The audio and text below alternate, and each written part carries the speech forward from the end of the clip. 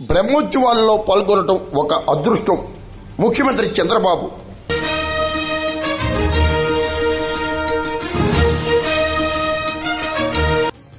కలియుగ ప్రత్యక్ష దైవం శ్రీ వెంకటేశ్వర స్వామి బ్రహ్మోత్సవాల్లో పాల్గొనడం ఒక అదృష్టమని, అత్యధిక సార్లు పట్టు వస్త్రాలు సమర్పించే అవకాశం లభించడం ఆనందదాయకమని ముఖ్యమంత్రి చంద్రబాబు అభివర్ణించారు. స్వామివారు ఇక్కడంతా కూడా ఈ వీధుల్లో కూడా తిరిగే పరిస్థితి, ఊరేగింపు జరిపే పరిస్థితి వస్తుంది.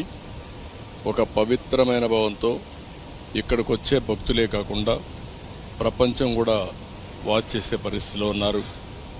కలియుగ దేవుడు మనందరికి కూడా ఈ సమాజాన్ని అన్ని విధాలా ఆదుకునే దైవం.